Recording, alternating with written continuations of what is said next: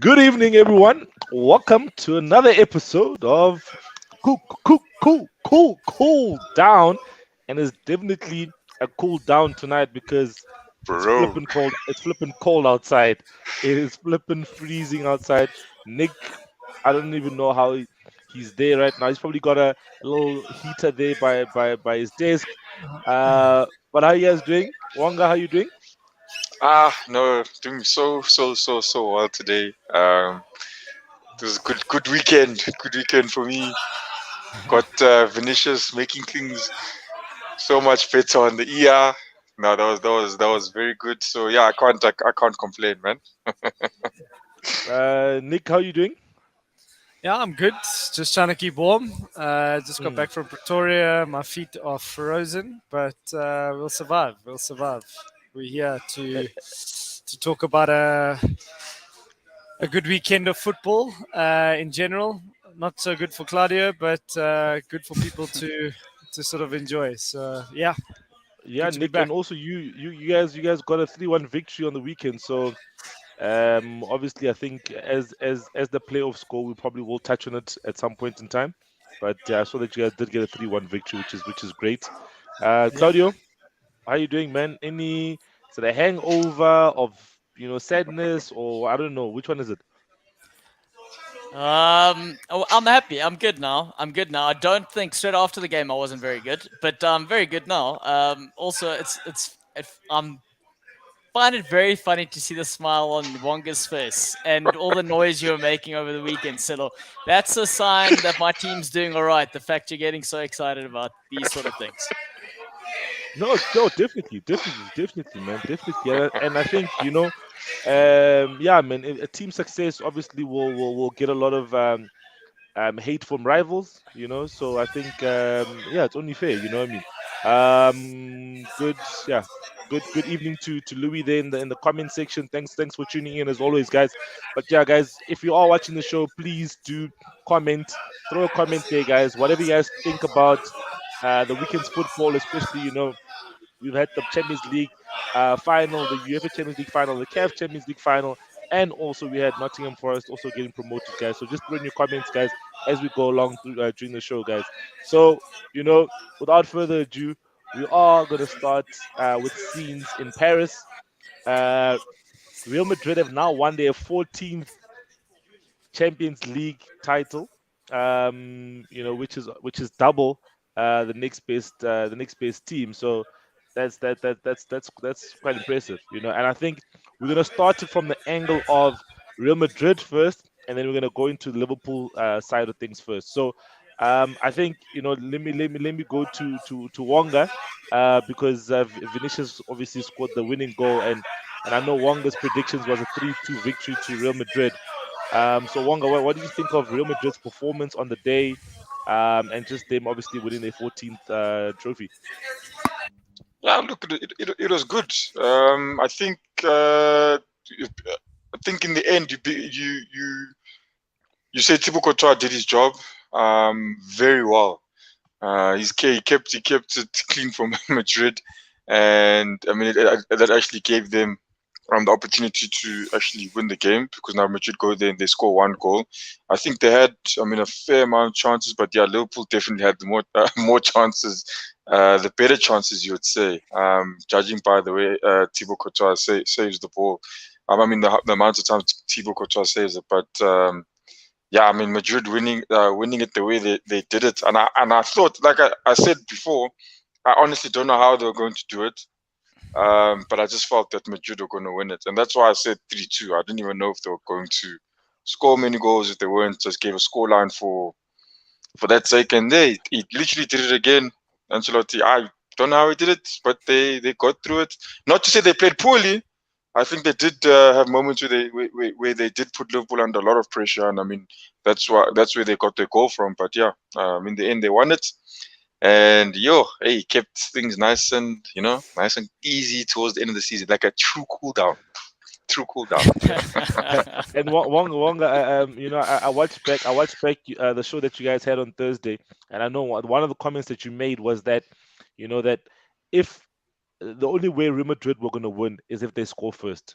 You know, Yeah. you didn't see them winning if Liverpool had scored first, and that's a comment that you made, and obviously stay true. The fact that they scored first, and they're the ones who got the result on in the end. But no, Nick, what are your thoughts on the final itself? You know, I think Liverpool obviously had more shots on targets than Madrid, but they couldn't get the ball in the back of the net. I'll be honest with you, I didn't watch much of the game.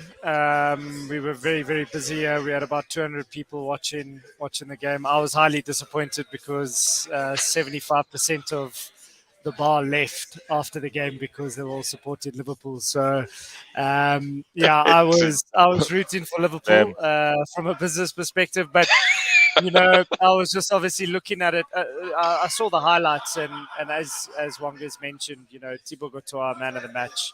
On another day, Liverpool go on and win that game comfortably. I think Ancelotti has proven similar to like a Jose Mourinho. He can win finals.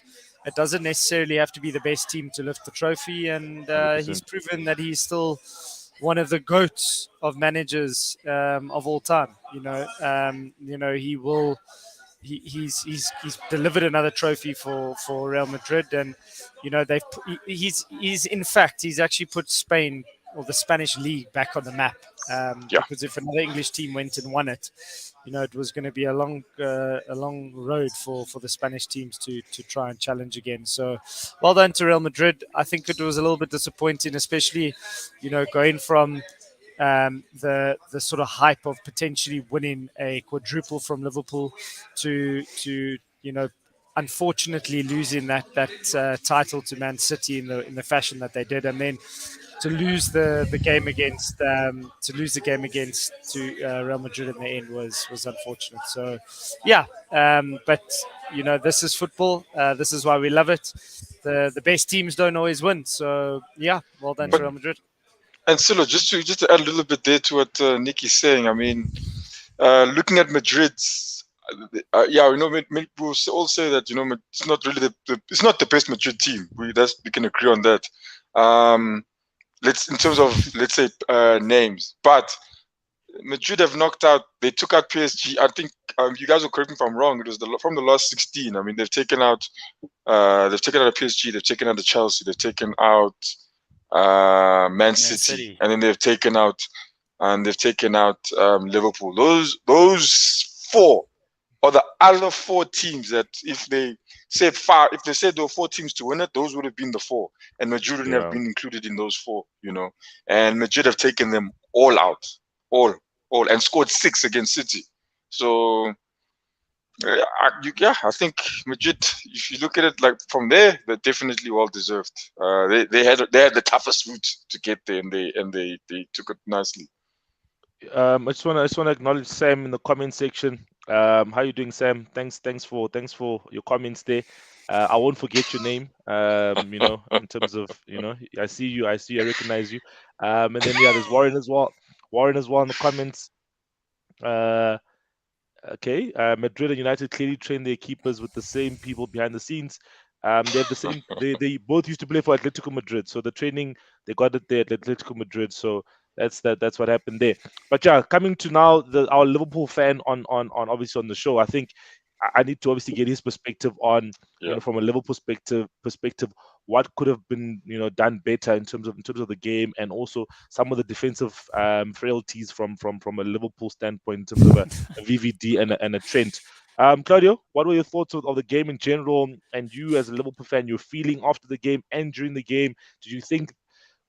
Did you always have the hope that you guys could get an equalizer at some point in time, or what were your thoughts there? Or you just thought you guys could play for 180 minutes and you could never score past the keeper because you're just having a blinder?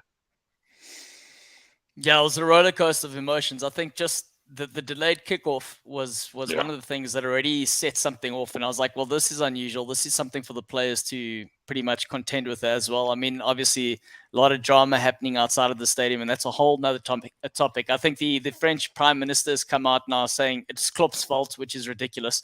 They had one funnel where they funneled in 35 or 25,000 Liverpool fans, where 3 people were checking people for tickets, and then they had 2 turnstiles for people coming in, plus all the Liverpool fans were getting pickpocketed, tickets were getting stolen, and people jumping the fences, tear gas, etc. So that delay happened. And whether or not you know if the players are knowing that what is happening outside is affecting them, whether or not that's the case, that's something to contend with. But both sets of players were delayed. And that always affects the mental psyche of players. And I think even before the game started, I was looking at Mane's face and Salah's face. And Mane looked a bit like he was soaking it in, but it looked like it was a really, really big occasion for him. And it was quite interesting for me as I was thinking this is the 4th final, technically 3rd final. It's the last cup of the season. They've been pretty much battle worn. They should be comfortable with going into this. But it looked like it was a huge deal for them. That was off the bat. And then as the game went on, it was fairly comfortable for Liverpool. It was me watching my side going, wow, my team is the best team here. They're in this final. They're gonna walk away with this. And there were some fantastic moments. And I think that Mane chance, I'm talking a lot about Mane, and we're going to talk a lot about him later, but the Mane chance was the one that stands out for me because he's completely isolated by 3 players. He creates the space, and as he hits it, I'm running across the room. My hands are like pumping in the air. I'm like, this is a guaranteed goal. And that save, when I saw that save, that's when I went, holy shit, we're going to be in for this. And as the game went on, obviously that incident towards the end of the second half with Benzema, and I think that's where it changed, which was crazy because Liverpool had possession. They were creating chances. And then all of a sudden, Benzema gets the ball, and there was a moment of panic. Yeah, they put it back in the net there. And I suppose some people are going to say Liverpool are fortunate, or whatever the rules are, the goal didn't stand. But it was after that moment, just before half-time, but it completely turned things on its head. Because it was almost like a reminder to the Liverpool defense going, hey, Real Madrid, get back in there, because they're not really getting tested. But as soon as they get that chance, those legs were wobbly and they were shaky. And that's what happened. They had that one chance, which was, I mean, we're going to comment about the defending. It was very poor, but they had that one chance. And as soon as they conceded that, we were just, I mean, my head was just like, I don't think they're going to score this. And obviously, time after time after time, you just see Courtois. And I mean, we can talk about Madrid and this sort of ridiculous run that they went on. And yes, the story, they deserve it. 14th sort of Kings of Europe, 14th title. But Courtois on the day, it's almost like he had a huge point to prove. And he said so. He said, the English disrespect me. I got all these tweets 100%. and I've come out just to remind people. And that's the difference. And I think when you're looking at a player like Salah, who's talking before a game, and you're looking like Courtois, who wasn't talking, and now he's doing the talking afterwards. On the field, my goodness. I don't know. It's just the keeper on the day, and there's nothing you can do. And now, there's all this noise, by the way, about Liverpool playing in all these finals, not scoring goals. Now there's a problem with Liverpool. I mean, I can think about the finals where Liverpool created clear chances, more than enough chances to score. They've just been unlucky. There's nothing more to say to that. I don't know if anyone else wants to add on that, or they think there's some sort of. I think Claudio, you know how football is. You know, I mean, when things are going very well for a side, right? We're obviously gonna heap praise on the side, right? But when things go wrong, we're like, hey man, actually let's think about it, guys. These guys won on penalties against Chelsea twice, FA Cup and Carabao Cup, and in this game they didn't score. So that's what happens is because they've lost, we think about these things. If Liverpool had won the game on penalties, bruh, you best believe no one's going to talk about the fact that Liverpool didn't score any goals in the finals. But it's just because they've lost. Now people are now starting to think about, oh man, actually these guys failed to score. What was wrong? What is, and you guys did create chances. You know, I think that Carabao Cup one, I think both Chelsea and Liverpool should have probably scored some goals in that game. You know, Chelsea were unlucky with some offsides, but which were borderline. And yeah, this one, you know, you guys are gonna face a goalkeeper sometimes who on his day is 5-star performance. You know, you can't do anything about that. You guys tried that save that off Mane's shot. Like, that was an amazing save. You know, he literally flicked it with the tips of his finger and it hit the post. You know, those are the small margins where literally it just went the other way. It could have hit him. It could have hit him and gone into the goals as well. You know, so I think just those small margins. Yes, people are going to focus on the fact that you guys haven't scored in the finals, but you guys have had a great season as a whole. And I think obviously now it comes to the part where now we talk about they end the season only with the domestic cups. You know what I mean? And this is, you know, the part where now we're going to be asking questions about, you know, how much of a success was the season? Because in all honesty, Liverpool would trade the 2 domestic cups for one of the other trophies that they didn't win. For instance, rather win a Champions League over 2 domestic cups or win a Premier League over 2 domestic cups. Do you agree with that? Me personally, I suppose I've always got a soft spot for the Champions League. That's the one I love. That's the one because I've been there a couple of times, and there's no one can always you can win the league domestically, but it's the European Championship. You're the best in the world technically if you win that one according to the competition. So that's the one I like. But I do think, look, Klopp never won the FA Cup, but it was nice for him to take it seriously and go after it. He normally just puts in the reserve. So I mean, for him to achieve that and for him to give players like Mane the opportunity to win everything for Liverpool. I suppose it's a sort of double-edged sword in this case, but I suppose he's done that now. So it's something to tick off the list, and we can come again. We can go back, and I mean it's ridiculous when you're looking at this season. 63 games, they broke the record in scoring 147 goals. It's so sad that it's so close but not there. I mean, if they get those sort of the other games, the Premier League goes their way, the Champions League goes their way, this side becomes the greatest ever Liverpool side. And now suddenly it's just 2 domestic cups and the conversation's like, But I will say that Jurgen Klopp is an incredible manager, an incredible man. And this is why he gets the success that he gets, because straight after the game, you can see the players are, I'll be honest, I didn't stick around to see all of the players, but I saw 1 or 2 images because I just got into my car and I drove home, just like all the players, all the fans at Nick's Pub there or at the XP Arena. But I will say what Jurgen Klopp said immediately in the press conference afterwards was saying, we will be back. We're going to be back next year. Not even back. We will be back next year. And the next day he had organized a parade. And all of a sudden I'm bummed. And I go on and I'm looking at the parade and I'm going, wait a minute. This guy's really great because it's a reminder that this is football. And we do have a good squad. And he's prepared to go for it again. We've won what we've won and we move forward again. So I suppose it's going to be there. And I suppose the fact that it's missing, there's going to be some real hunger for the next season. But yeah, I don't know in terms of what you guys think in terms of it's a failure for Liverpool. So I think if you look at it, it's a very tough one, and it just shows you, like Claudio was saying, how fine the margins are, because it could have been a situation where Liverpool are sort of crowned the best team ever to have existed. But if you had to compare their season now with Man City and you actually look at the end result, no one's going to ask about how many games Liverpool played or how close Liverpool came. Man City, on paper, probably had the better season, you would say, winning the league. I think that's up for debate. But I've got a question there then. So, in this instance, they've gone for everything, right? You could argue, had they not gone for everything, had he rested during the FA Cup or skipped out the League Cup, maybe focused primarily on the Champions League, he gets that, and all of a sudden this conversation's like, it was a good season. So, Claudio, you can argue that, but at the end of the day, in 10 years' time, people are going to say that Man City won the league and Liverpool won 2 cups. That's unfortunately what football's about. And I understand fully where you're coming from. I think Liverpool have had an incredible season, but I think Klopp is a very brave man and he'll put on a very brave face. But I know for a fact that he would, and just from a coaching perspective, he would trade those 2 for one of the other 2. I can guarantee you. That's just my opinion. More prestigious. And we must have a healthy debate here, Claudio. That's just my opinion. You feel the way you feel, but I just think if you look back at the season in 10 years' time, 20 years' time, an incredible achievement. But they're going to look at the honors, and arguably you would say winning the league is probably a tougher feat than winning a cup competition, simply because of the amount of games that you have to play. But you also have to look at it from the other side of the coin. No two teams have both cleared 90 points consistently like these 2 teams have. So did Pep actually do something great by fending off a challenger like Liverpool?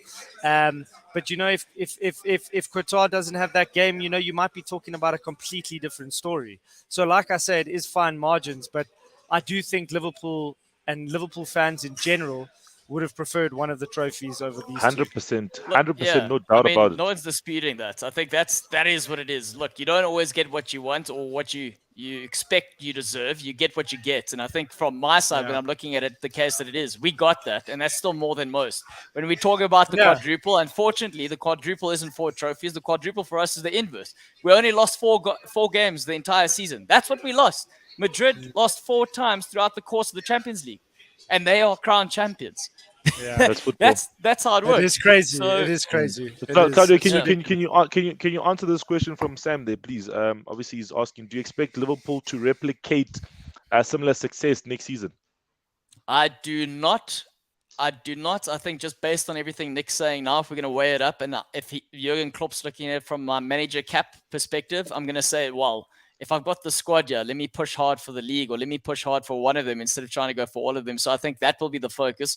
I think he will give the other players. He's got a squad now where he'll let them focus and do what they did pretty much from the League Cup and FA Cup. If they get it, they get it, but the focus won't be that. And I think, book the hotel, damn straight. And I love Istanbul, by the way, gentlemen. Finals in Istanbul, Turkey, beautiful place. I'm going. I was close to going to Paris. Super happy I didn't go. Also better on the pocket for a South African as well, going to Istanbul than Paris. So at least I think maybe Claudia can maybe book something down there. But yeah, and then Warren is just touching on the. Listen, Cello, Man United aren't going to be there, man. So you're just going to go there to represent Goal Lounge. Don't get excited. Yeah, Warren highlighting the fact. Or Arsenal for that fact, Wonga. Or Arsenal. Or you for that matter. Maybe Matt will surprise us and go all the way like he did in Madrid. But yeah, shout out to Jason also for being in the comments there. Aman as well there as well. But yeah, guys, and then yeah, Sam likes the honest reply, Claudio, which is always good. I think obviously, but guys, just to wrap up this whole conversation about the Champions League final and what's kind of subsequently happened after the final, and the fact that the news came out that Sadio Mane is to leave. Wonga, I just want to get your thoughts on this in terms of Mane leaving. Do you think it's the right time for him to leave? Yeah, look, I think he's sitting there saying, does he finish off his contract here does he finish off his career here with the team that he loves, or is there still more stuff that he would like to pursue? And I mean, if you're looking at his age, you're looking at he's probably at the peak of his career. He's already won everything that you can with Liverpool. Then now, let's go try out something new while he's still at his peak. I mean, that's what most of these guys are doing. And it's, for me, it's nice. It is, it is nice to see, teams like Liverpool, pushing other teams. I mean, that's the only way other teams get better is you look at you're only as good as your opponent, and Liverpool is a strong team. They pushed Man City all the way, and you get a nice finish to the season. It is kind of sad, to see, that maybe he's not going to be in the Premier League next year. Probably won't be because he's already touched that. But for him, I mean, it's nice to see that he's pushing himself, and I would say, I think he can fit in definitely well with any team that he goes to overseas, and I wish him the best. But I think definitely right, if in terms of time, I think it's the right time to leave. I think it's an absolutely pathetic decision by him. He's playing at one of the best teams in the world, and he's going to go to a league where it's guaranteed that you win the title. Yeah, but come on, man. Come on. If it is about money, then great. Good luck to him. But he's part of probably the strongest front three in world football, and he's going to go into Bayern to go play in a farmers league. Obviously that's a very loose term, but essentially going to a excuse my language, a farmers league where he can play against the best players in the world in the Premier League and challenge himself.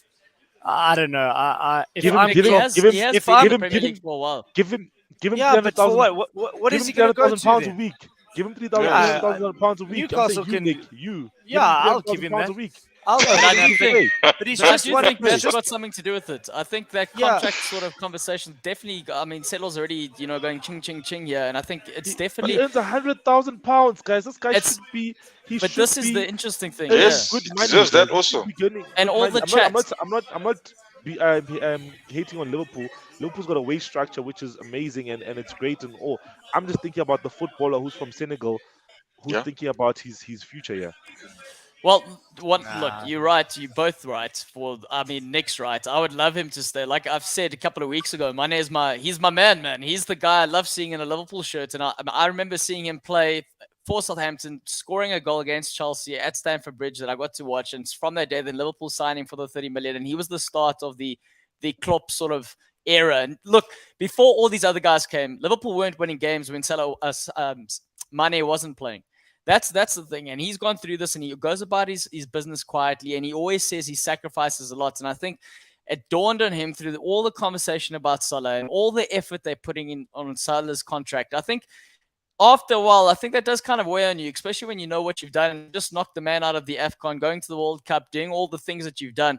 And I thought it was quite weird. I think someone asked me last week or week before, a couple of weeks earlier, saying, what do you think is going to happen here? And I said, look, the one thing I'm worried about is losing one of them. But the thing is, Mane wasn't saying anything.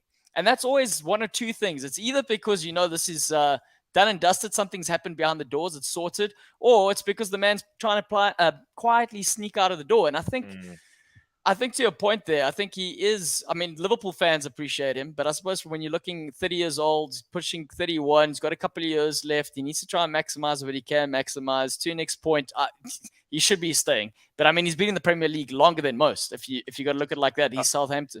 I want to bring a question that Scooby, shout out to Scooby. Scooby's a Real Madrid fan, so I know he's very happy. But, he said Vamos Real Madrid. But just a question he just raised here. He's saying, how do you justify Ox getting more than Sadio Mane? So get rid of Ox and give Sadio his money. Simple. It makes sense. The man scores, he's in the... That does make sense. I would do that. Done. He's leaving already. Ox yes, played how many games this season? It doesn't matter. The man must go. 10. No, but what I'm saying to you, it doesn't make sense to me business-wise. Give him what he wants.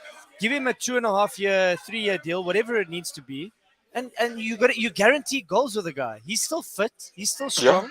I think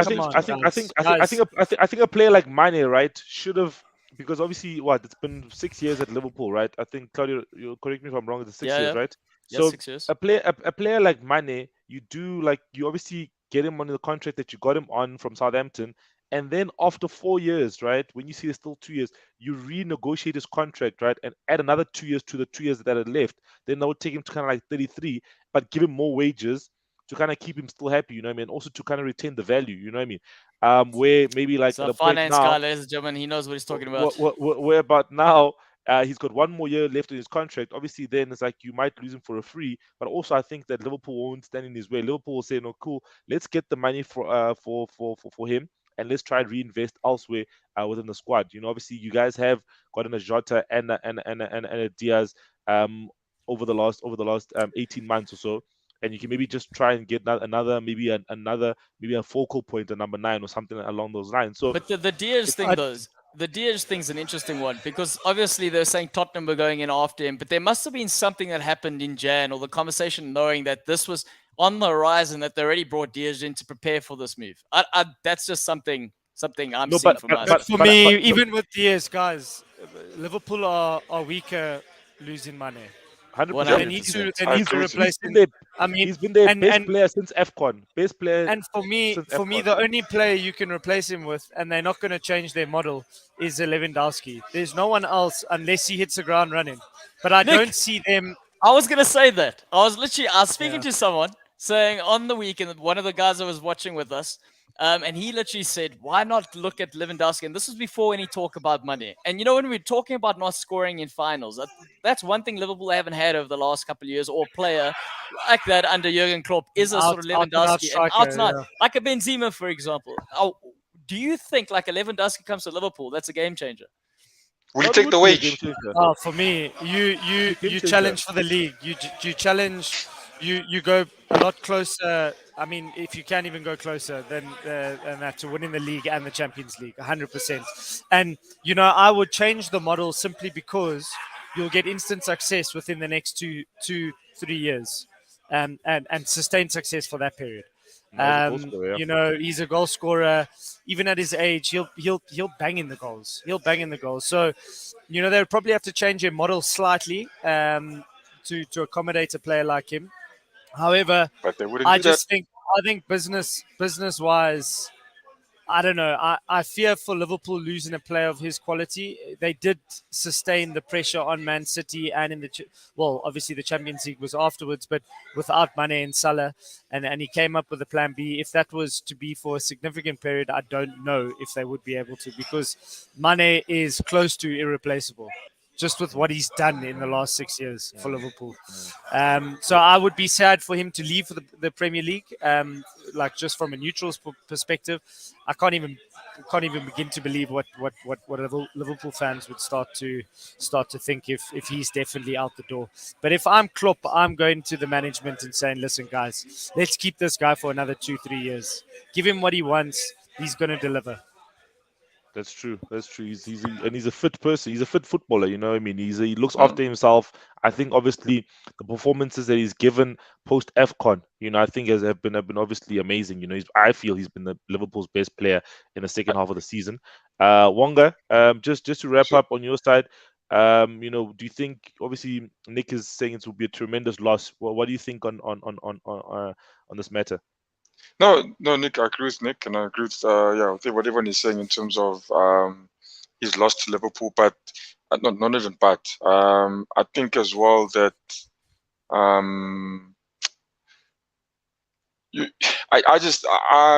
I would. It's also pretty. He won't be going for a free, and I mean, if he was going for a free, I think definitely get a team like Barcelona trying to go in for him.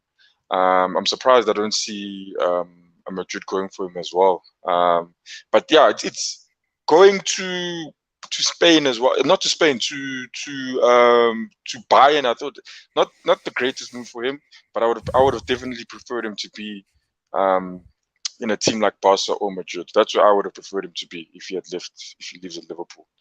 But yeah, it's his choice. He's got people he needs to feed. So yeah, good luck to him.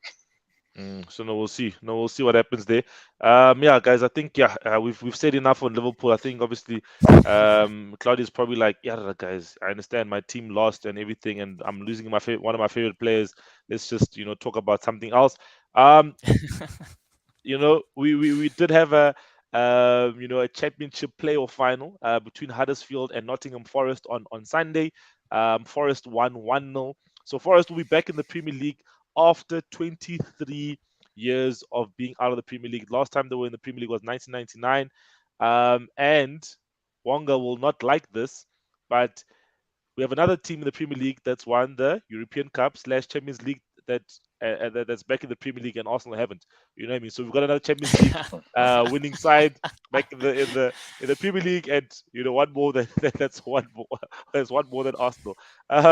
But Nick, let me touch on you, man. I think I'm gonna touch on you because I'm not saying Forest is like Newcastle, right?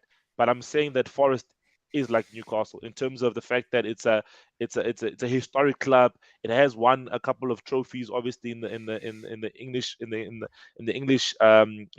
top division, and also one in Europe as well. So what do you think it does for the league having a Nottingham Forest back in the Premier League? Yeah, I think it's a good thing. I actually remember that season vividly when they were getting relegated. I think they've been relegated on one of the lowest points total in 1999 in Premier League history. I think barring Derby County with 10 points.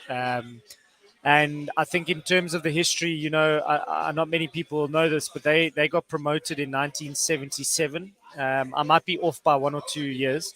Yeah. They won the league in 78, qualified for the Champions League in 79, won the Champions League in 79, and won the Champions League in 1980. So that will never ever happen again. So that sort of story will always live within English football, and an amazing feat that Nottingham Forest did. So I think it's good for the league to have proper teams with a bit of culture, that have produced things over the years. But it's always going to be a difficult task to stay in the league, especially for Nottingham Forest. The gap between the top and the top teams and the rest is quite significant. So I think their job now is to devise a plan to stay in the league and try and sustain that. Learn from your Brentfords, learn from the likes of your your Burnleys. If you want to look at it, they stayed in the league for so long. along, yeah. and build it from there. It will be disappointed if you see a team with so much history go up and then just go straight down after trying so hard to get back into the league. So it will be interesting. And yeah, good luck to them. I saw a couple of the players. They said they were going to do a full Jack Grealish in terms of their celebrations. So let them enjoy it now, and I'm sure the hard work will commence at the end of June. Yeah, no, that's true. That's true. Claudio, what do you think of Forest being back in the league? I think it is a historic club, and obviously they've got a good fan base as well. Yeah, man, I'm stoked. You've touched on the fact that they have the European sort of final, winning sort of. They got the star to their name. I love that. I love that we've got all these sort of historic clubs back in the Premier League. You got your Leeds, you got your Villas, you got now Nottingham Forest. I'm loving that. What I don't like seeing is your freaking yo-yo Norwich coming up. That I don't enjoy. They must stay down for a while. They must come up. Yeah, them and Burnley, they can take their time. So let's keep these teams and these clubs or have pedigree in the Premier League. I do enjoy that. And also when Liverpool played them this season, I was quite impressed with the atmosphere and quite impressed with the fans. And I think I still tweeted or said something along the lines with these guys need to be up in the Premier League, and now they're there. So I'm looking forward to it. They're going to add something new, and they're going to be another Brentford. Let's see firstly if Brentford are going to be able to stay up. But yeah, looking forward to this. I think what was quite interesting with this whole Forest promotion is when Steve Cooper took over. I think it was at the end of September. They were second last, if I'm not mistaken, if not bottom. And they were quite low. And he took over from Chris Hughton. And got them into a position where they were challenging on the final day to take automatic promotion. They had to go the long route, and they finally did it. So good luck to them. Yo, Nick, do you see this one? Selo, look at Pum's comment there. Huh? For match fixing and drug trafficking. Yeah, you gotta read that out though, Selo. What about the people just listening to us? Okay, so you're saying there is a probe against their owner for match fixing and drug trafficking. Wow, that's scandalous. That is definitely scandalous. I think it's something that we definitely need to look into. I didn't hear anything about that, but thanks for that, Booms. We'll definitely look into it and then see what is actually happening. But yeah, that's that. So guys, next season we'll have Fulham back in the Premier League. We'll have Bournemouth back in the Premier League, and we'll have Nottingham Forest back in the league as well, guys. And also, just to make Nick a bit angry, Sunderland are back in the Championship.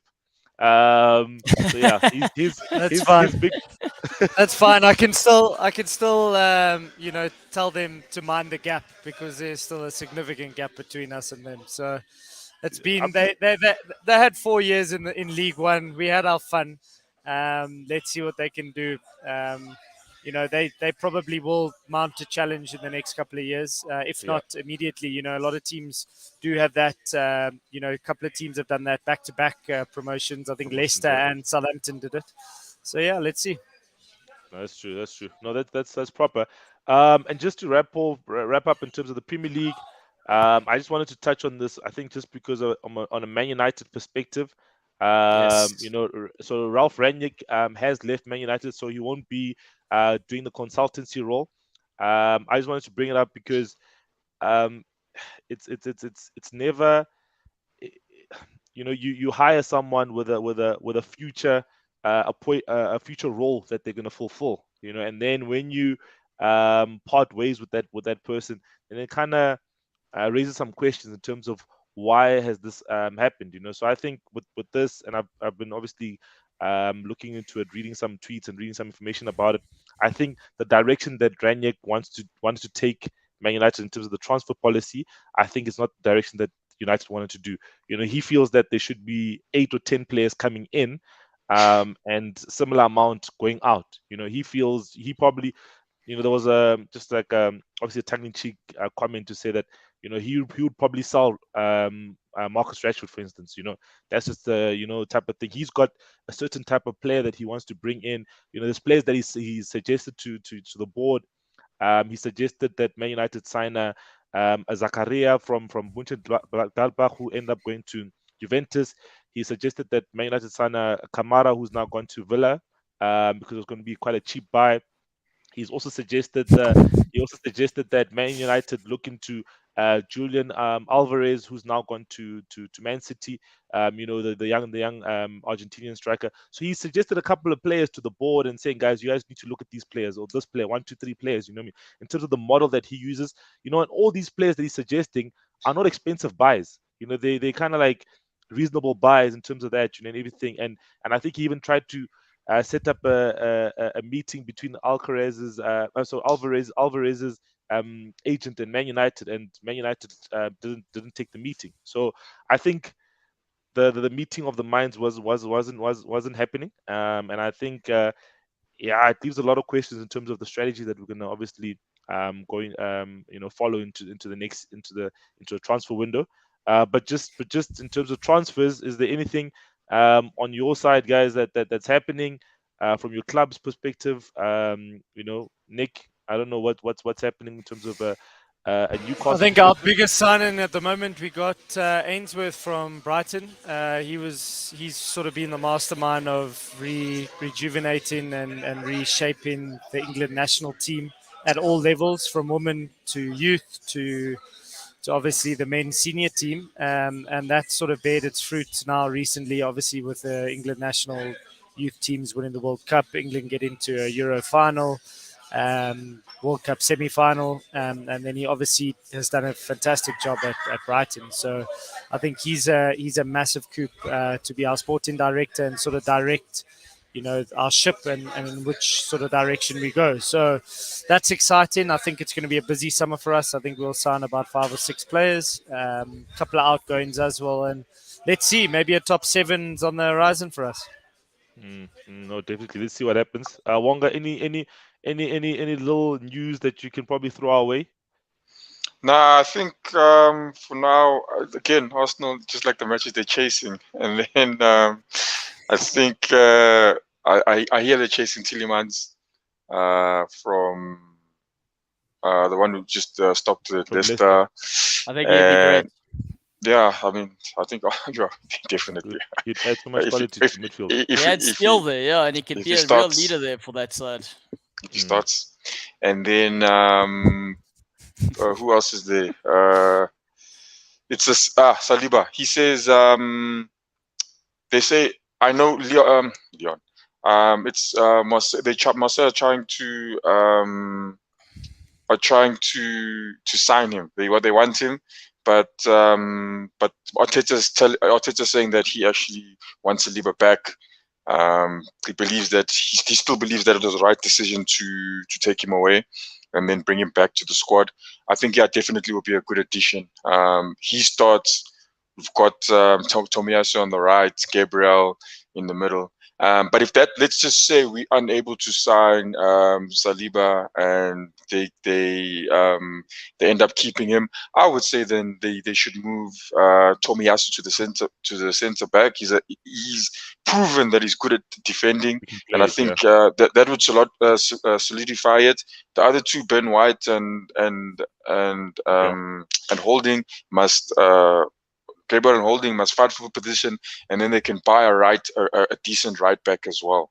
I think that's what Arsenal should do with that, and I think Nketiah as well. I haven't seen if he's finished. I haven't seen if he signed that. And then the fans, I think the fans want Gnabry back. That's what the fans want. I've not seen. Yeah, Gnabry. They've been going but wild. when he go back to Arsenal, surely if he's available, would he not rather go? Yeah, would he not rather go to City or Liverpool or a Madrid? Even I've even heard some rumors of Madrid. Newcastle. That would be a better team. You'd be a better team to go to be a Madrid than go back to Arsenal. It's a downgrade. But he's I mean the only thing the fans are hoping on is because he's an Arsenal fan. I mean he spends a lot of his time there, and that's what they're hoping on. It's well known that he's an Arsenal fan. He loves Arsenal. He says he still watches the games. And I think that's what the fans are pushing for. I feel like you never know. Straws there, Wonga. Look! You and all the Arsenal fans. This is what you said. All the Arsenal fans. You're not listening. These are the same people that said They were going to No. finish third and above No. Chelsea. You said- These are the Yeah. same You said people. you remember when Martin Odegaard came. When Martin Odegaard came, I told you that he'd probably come back and sign. What do people say? Clutching at straws. You'd never come here. You'd never come. What? Now he is signed, playing for our A team young week in man. week out. But Odegaard is a hey, young man who needs game time. hey, He's you going to said the get same game thing. time now. Wonga Napoli's gonna get the same thing. Wonga Shaka. Downgrade to Wonga. Europa. How many No, people but- have done this? but Man, Wonga, let's you know, Ronaldo can go to any team he wants. He's still staying at Man United in Europa. Come on, guys. There's no section Come for on. Wonga rents. There's no section for Wonga rents today, man. Unfortunately, you know. Come That on. ended But last- Ronaldo has won everything he can in world football, so that Exactly. argument doesn't. Exactly. That argument doesn't. He just needs This to is win the the thing. Europa League, and then he adds it to the. These are Arsenal fans. Their logic is coming from all places. It's like a little wormhole. Okay. They'll find something there, bring it in there, take it there, chuck it. Guys, I got a question quickly. I got quick. So obviously the Mane chat. I see this morning Dembele coming to Liverpool possibly or whatever. They're looking at him at free. There are a couple of players end of the season are on free. So you got Suarez, you got Bale, you got Dybala, you got Dembele, you got Isco. Those are a couple just within Europe. I mean, out of those five, who would be a good signing for your club? Who would you take? I would take Suarez in a heartbeat. I would take Dembele. He's Well, always then- injured. I'll take Dembele. No, the way he's been playing since January. You know, Yeah, no, let I'll me take say- Dembele. Okay, guys, no, let me just say the way he's been playing since January. The way he's been playing since he got married. The man has been a For real? changed man. He Yeah. he got married in December, yeah. So since he got married in He's December, not playing FIFA, being late for training anymore. man has been on fire. I think he's got the most assists in La Liga since December. Yeah, he's been tearing it apart. And yeah, Barcelona fans are actually, you know, when he actually gets on the ball, the new camp actually makes a noise. You know, Yeah. they used to boo him a bit because of what was going on, and then his performances turned the way they see him. You know, they would kind of obviously cheer for him and stuff. And I was He's and I hugely was- I was- talented. For me, like he's a fantastic player. I just think he had a terrible attitude, and that's where my only concern would be. I mean, Nick's already touched on the fact that he's got injury issues, but I mean that's where the professionalism side comes in. If he's going to be serious, he's going to be conditioned. He won't get injured. And if I'm looking at him coming to Liverpool hypothetically, look at what Liverpool did with their squad this season in terms of injuries, and they got a good fitness team. And we know Klopp really loves the guy. So if They there's work any together manager that can turn a player, it could be him. But I don't know. It's still a bit of a gamble when you're replacing a Mane with him. No, What do you definitely, it is a think? gamble. It is a gamble, but on a free transfer, and maybe I don't know, similar wages to what Mane was getting, plus £50,000 a week, maybe like 150,000, 200,000 pounds a week. I think maybe a worthy gamble, But yeah, we'll definitely see. There'll definitely be more stories about what's going on in the transfer market. Just to bring it closer to home, guys. On Monday, Al Ahly went into a fortress in Casablanca where it was unfair, guys. I don't know if you guys saw the atmosphere in Morocco, how crazy that atmosphere was. Like It was ridiculous. it was just red. It was a sea of red, and Al Ahly literally just had no chance playing against a team that was so determined, playing at home. Yeah, and then Wydad ended up winning 2-0, winning their third CAF Champions League. I don't know, Wanga, did you watch the game? What did you make of the game? Look, I saw the highlights. I didn't watch the game, but here the goals from who was that? Is it Al Mutaraj? I can't remember the first kid. goal. The first Yeah, goal. yeah. But even before that, when they hit the post, that was a Yes. rocket. Then the goal itself, oh my goodness me! I mean, it's literally down straight to the. Well, it did curve, but I mean, it came straight to the keeper. But it was just too much pace. It was too hot, and he put it in the back of the net. And yeah, I think, I mean, despite, I mean, that crowd that Al Ahly had to go to, I think I think it's I think Pito's team has done enough to actually even win the game. You know, they put in a couple of chances themselves, but yeah, they just on the day I just think I think Wydad were more determined, to be honest with you. They were everywhere. They were everywhere. They were on them in the defending, in the attacking, and I think the goals themselves actually showed that. It was hectic. So well done Now to I can them. now I can imagine. I see But just Pito had yeah. a few sour grapes there at the end, saying that the Always. Champions League was organized very well for Wydad. Yeah, That Um, sounds like him. That sounds that like sounds like Pizzo. him. That sounds like yeah, him. You know, man, he'll never go quiet to the sunset, man. He always has yeah, something to say, man. But I yeah. think guys, they've won two It's Champions true. Leagues in a row, and then this would have been the third one in a row. But I just want to ask, guys. There's a journalist I follow, a South African journalist. He said that we shouldn't have European solutions for African football. So Mhm. what he meant by that is the fact that the two-legged tie thing stopped in about 2017, I think it was, and they moved to a one-leg final. So he feels that actually we should move back to a two-leg final for CAF Champions League because it's better suited to CAF Champions League. What do you guys make of that assertion, Claudio? What does that mean? Yeah. No, No, it would I mean think it's like going back to two legs instead of one leg. yeah, I Okay. think the statement is the correct one. I definitely think that. I think they must stop trying to say because Europe does this, we need to do this. The different problems that need to be solved here. So how can you apply the same method? So I do think there's logic to that, and also especially when you highlight the fact, Wonga, you've already touched on. It was a sea of red. They were going for it. We know how important away fixtures are, home fixtures are rather here in Africa are. So it does make sense unless it's really neutral, but it's never going to be neutral. So there's no hiding behind that. There's always going to be someone who's going to pay something, who's going to manage to make it all of a sudden you host it at home like they did over the weekend. So I do think home and away makes it fair because in that case, there's no hiding behind that. No, Yeah. definitely. No, that's true.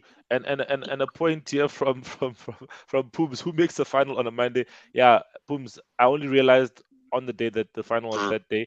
I was still thinking that it's going to come on this coming Saturday, but that's African football for you. But apparently, the FIFA president needs to be at all continental finals. Apparently, so he had to be at the Champions League on Saturday. So then, So then they just moved it because the Champions League was the same So weekend. Ah, no, yeah, yeah. so the CAF Champions League was actually penciled in for Sunday, Yes. and it was moved a day later. So it was supposed to be UEFA Saturday, CAF Sunday, which would have made sense. And I think Yes. from flying from France to Morocco is not far. You would definitely No, still make imagine. The you'll guy was simply like, "No, I needed a break on Sunday. I exactly. need." You know So what it was? The guy needed crazy. to deal with the incident that happened at the final there, and now he's like, oh, "Okay, no, I need 24 hours for my PAs to write up a statement anyway, and then I can Yeah, have a so it's nice mad. bath with a glass of champagne in Paris." Imagine Yeah, so that, it's man. That's madness, ridiculous. madness. But I think Check Scooby's definitely commented. we Pizza must be yeah, sacked. but when it comes to the mighty Pirates, yeah, you're thinking as a Pirates fan, and not as a football fan. I think Peter needs to go into Europe. But do you guys think that I it's agree. Peter's time to go to Europe? For instance, there have been some rumors linking him with the French league, and possibly moving there. Do you think it's time for him to move on, and do you think he would do well in a French league? I think he could potentially go. I think the French league might be a step too far right now. I could potentially see him going into like a Greece or a Turkey, um, and building his way up there. I mean, the support bases there are very, very similar to. Yeah, he probably was. He went to the Monaco you Grand went to, you Prix. went to the Monaco Grand Prix, yeah. No, I think there's definitely an opportunity there because if you can get one of those, the fan bases in those two countries, in Greece and Turkey, is incredible.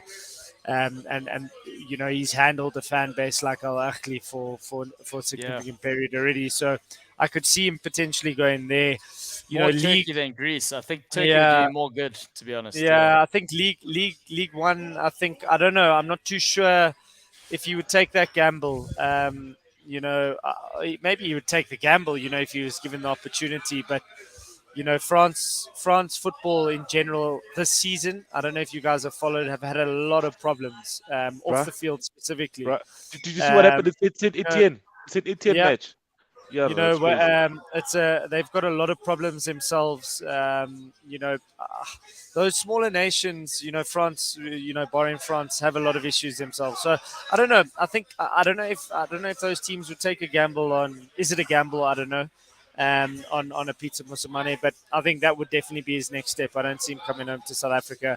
I think you can also see the disorganization within our football at probably 80% of our clubs. Two of the three biggest clubs in South African football finished outside of the top four. It's none of them are going to be in Africa next year. So it just sort of proves to you that we are quite far behind.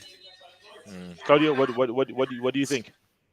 I think Peter would take the United job if he was offered it. I don't think the man is shy of opportunity, and he would never say no. But I do think, I like what Nick touched on, the sort of Turkish league. I think moving from a club like Al Ahly to, say, Fenerbahce, where the Turks and the Egyptians, they've got like the same sort of passion for the teams. I think that would be a nice fit for him. And then obviously if he gets success there, then you're really making waves because people start looking.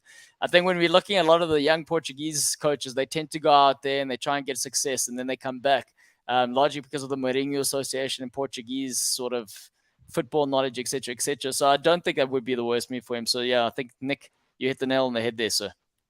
Pums is saying Scotland or Belgium. That could be a decent shout. I think a Belgium league also could be a decent shout. Maybe a team in the top 3 or 4. Anderlecht is probably going to be looking for a new manager with the rumors of Vincent Kompany going to Burnley. So I think the weather's too cold for pizza there, man. The problem in Scotland though is if you're not within the top 2, you're not going to achieve success. And I don't see Van Bronckhorst or what's his name? The Aussie coach, Costa. He's got a European surname. He's got a Greek surname, yeah. I don't see them leaving anytime soon, but football can change very quickly. Definitely. Just before we do wrap up, guys, something that I probably added onto the show while we're on the show.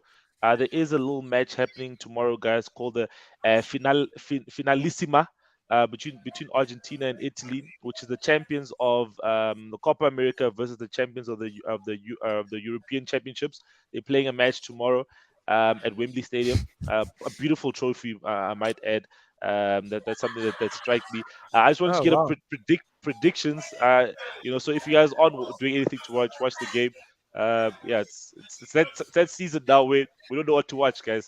So this might be something at least decent to watch. See Messi on the field. Well, there's a lot of Nations League football. I think England on the weekend. I know. I was listening now. They've got 4 games in 10 days before the holidays. So for their holidays and their break. So there's an important World Cup qualifier with Scotland playing Ukraine tomorrow. Ukraine, yeah. And then the winner of that plays against Gareth Bale's Wales. So Wales, yeah.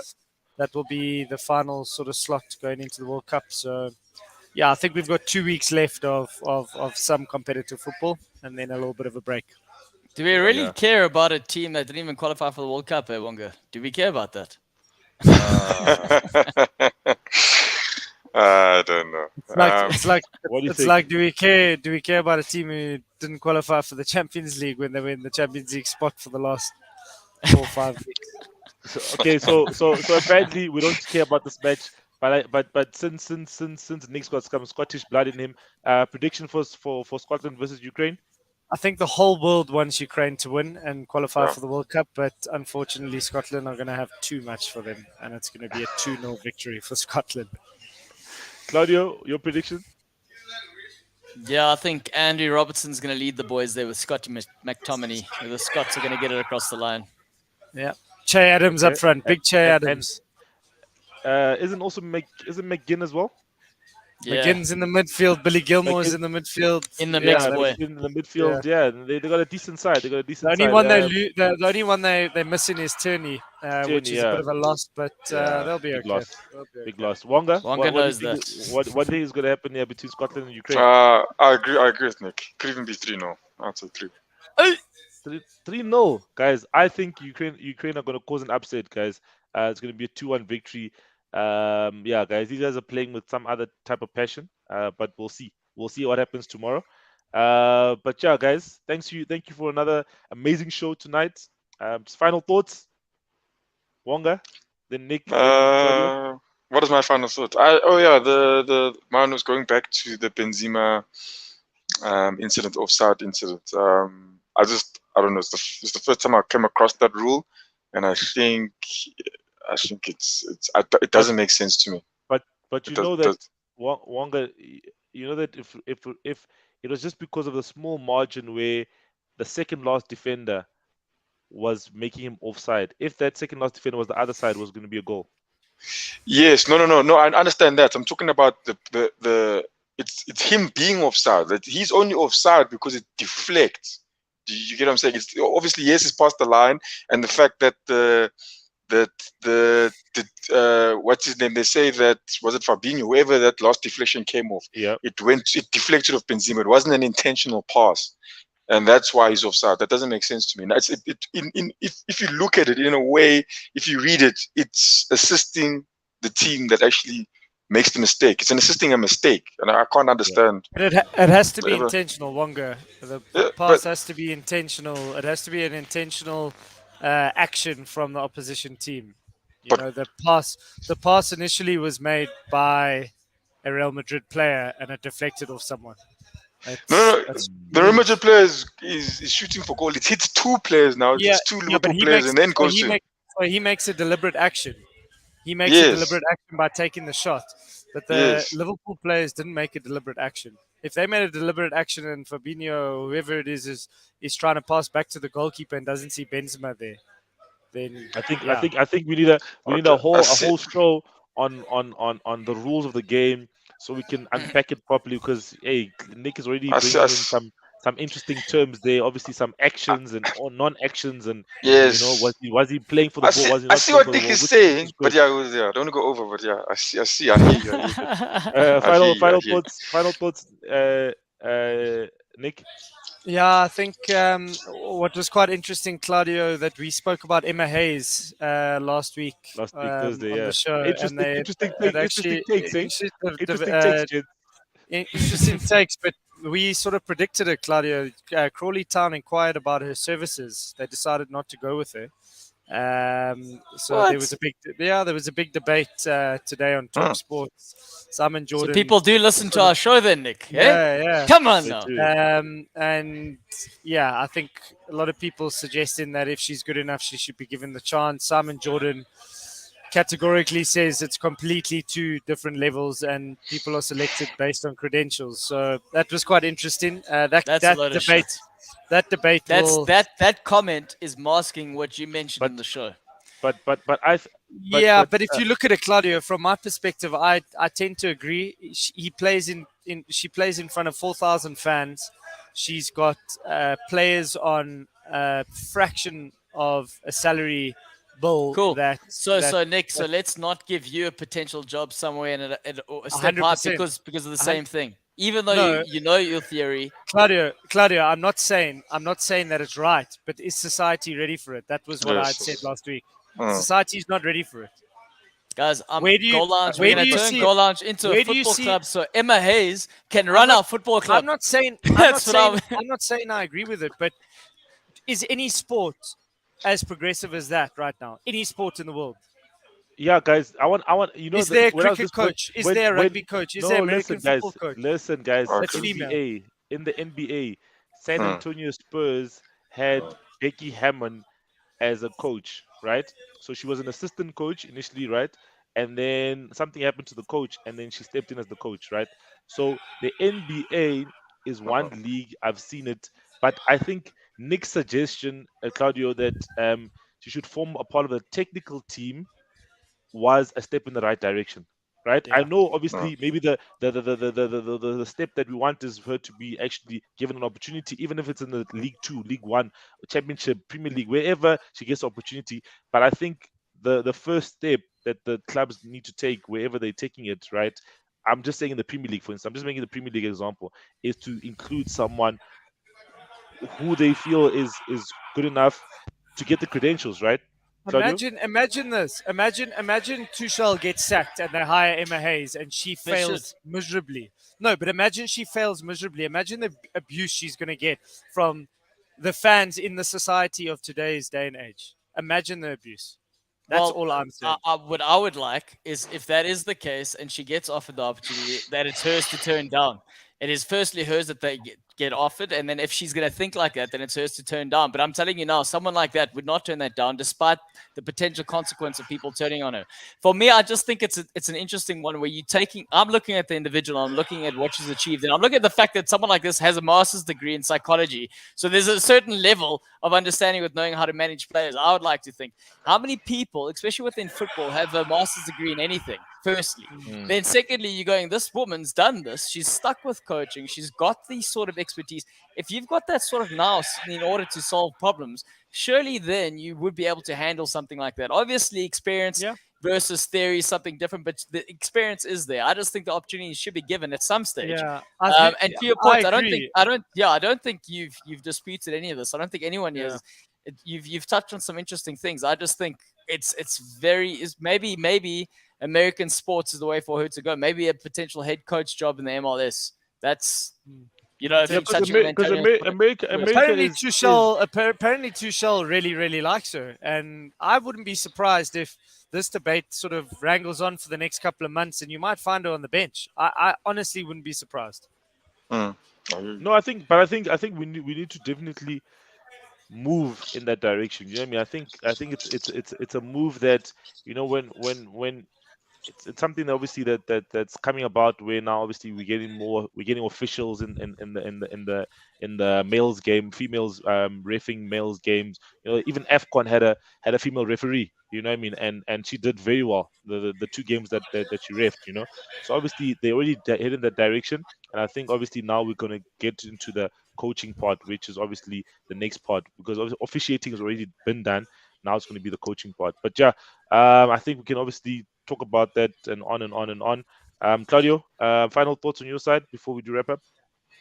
I'm looking forward to Thursday's show. We're going to be looking back at our predictions for the season, and we're going to see how close we all got. So look at that. Oh, perfect. Just want to say thanks to everyone in the comment section. Firstly, I want to say thanks to Sam. I didn't forget your name. Pums, Ubi, Jason, Warren. I also saw someone from what's this, Twitch, Tsiku, saying go on you Spurs. So that's a Spurs fan there in the comment section. And Aman as well did obviously make a bit of a feature, and then Louis as well at the start. Thanks a lot for tuning in, guys. This show wouldn't be what it is without you guys. And yeah, remember to like, subscribe, and share the channel. We're almost at 1,000 subscribers now, guys. We're at about 857 subscribers. Just keep on subscribing, share it with your friends. Settle. I want to show you. I nearly had a heart attack earlier, and I want to show everyone why. I'm just going to share my screen quickly. Let's just check this out. Settle, but you can keep saying the good things. You're doing a great job, sir. Listen to this guy. You messed up my channel of thought. Sorry, man. I'm so sorry. I want to show you this. I want to show you this because you mentioned subscribers and followers and stuff. Check this out. Hold on. So I was just there was a glitch, and look at that. Look what it says there. I can't see. Zoom in. Yes. Even if I squint and grow another eye, we'll be able to see that. Okay, now I can. Talk Sport, 994,000. There was some glitch. I go to the channel. I'm looking at it. I'm like, what the? And I was like, wait a minute, what's going on here? But I nearly had. I was like, sheepers. Where did that happen? I was like, who the heck did that? Anyway, it's maybe. But how did it merge with Alak? How is it a glitch with and Talk Sport is as big as it is? Crazy stuff. So maybe if you go on their page now, it says Goal Lounge and it says 800 subscribers. They're busy panicking. They're probably panicking. Yeah. You should reach out to them, Claudio, and just say, "Hey, listen, just punt us for a week there. Come on." we should have one of them on the show. But yeah, no, guys. Jordan. Yeah, no, he's controversial. Yeah, we should have him. You'll get lots of views. But yeah, guys, thanks a lot for a great show, guys. If you don't know what to be cool. Be cool.